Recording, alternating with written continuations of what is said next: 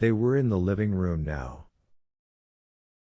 There were sentimental paintings on the walls, clowns, waifs with big eyes, and lots of shelves and tables cluttered with knickknacks, snow globes, troll babies, Hummel figures, Care Bears, a ceramic candy house a la Hansel and Gretel.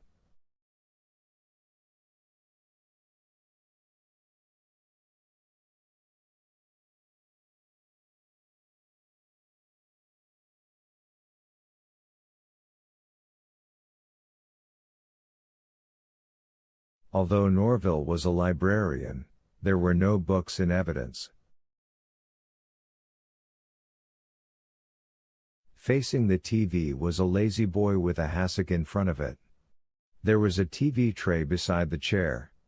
On it was a bag of cheese doodles, a large bottle of Diet Coke, the remote control, and a TV guide.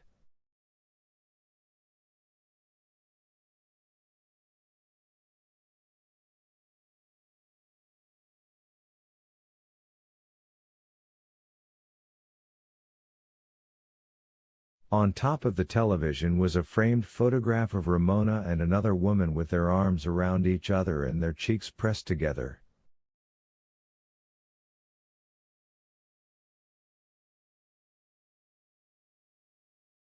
It looked as if it had been taken at an amusement park or a county fair. In front of the photo was a glass candy dish that gleamed with sparkle points of light beneath the overhead fixture.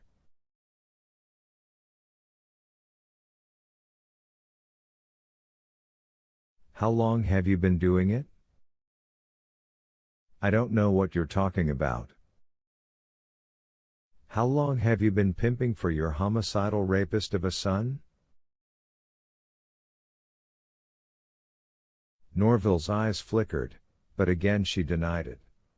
Which presented Tess with a problem.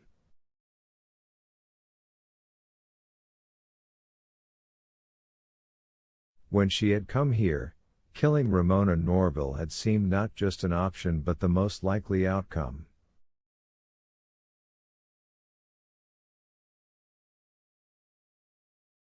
Tess had been almost positive she could do it, and that the boat rope in the left front pocket of her cargo pants would go unused.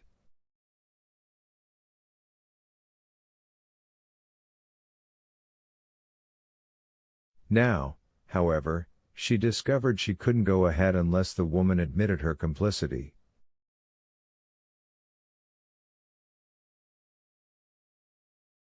Because what had been written on her face when she'd seen Tess standing at her door, bruised but otherwise very much alive, wasn't enough.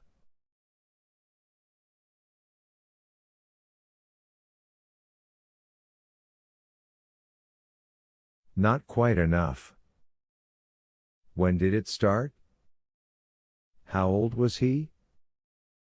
15. Did he claim he was just fooling around?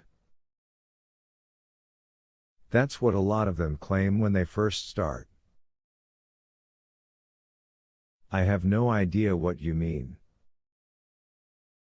You come to the library and put on a perfectly acceptable presentation, lackluster, obviously you were only there for the money, but at least it filled the open date on our calendar, and the next thing I know you're on my doorstep, pointing a gun and making all sorts of wild.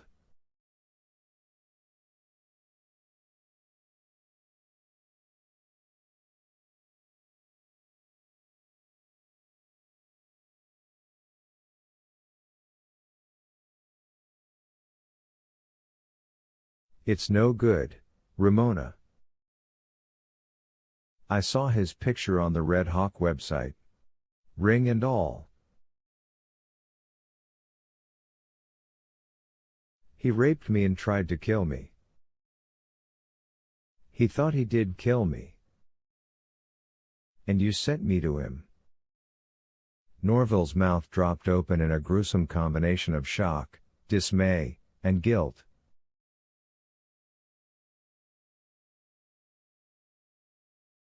That's not true. You stupid cunt, you don't know what you're talking about. She started forward. Tess raised the gun. Nuh-uh, don't do that. No. Norville stopped, but Tess didn't think she would stay stopped for long. She was nerving herself up for either fight or flight. And because she had to know Tess would follow her if she tried to run deeper into the house, it would probably be fight.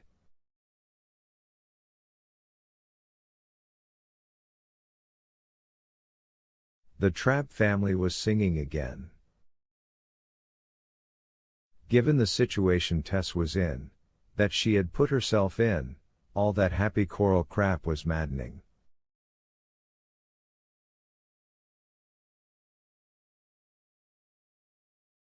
Keeping the lemon squeezer trained on Norville with her right hand, Tess picked up the remote with her left and muted the TV.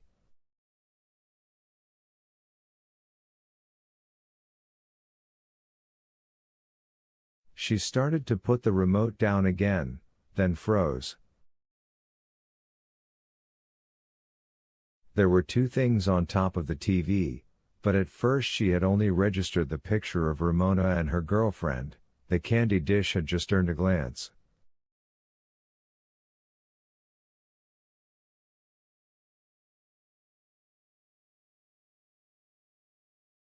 Now she saw that the sparkles she had assumed were coming from the cut glass sides of the dish weren't coming from the sides at all.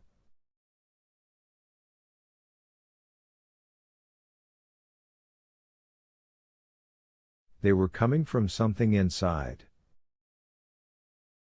Her earrings were in the dish. Her diamond earrings.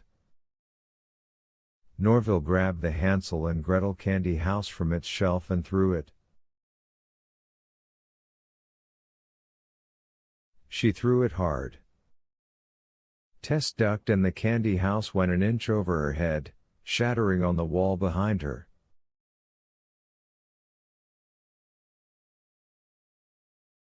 She stepped backward, tripped over the hassock, and went sprawling. The gun flew from her hand. They both went for it, Norville dropping to her knees and slamming her shoulder against Tess's arm and shoulder like a football tackle intent on sacking the quarterback.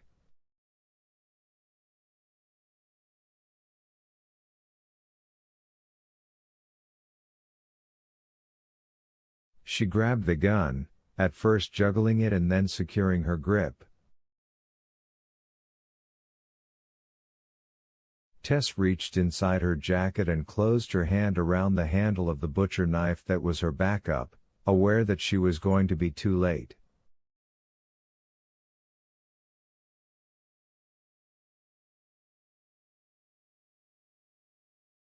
Norville was too big. And too maternal. Yes, that was it. She had protected that rogue son of hers for years, and was intent on protecting him now.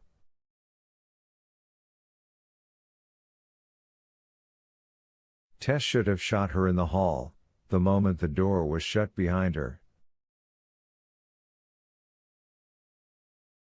But I couldn't, she thought, and even at this moment, knowing it was the truth brought some comfort.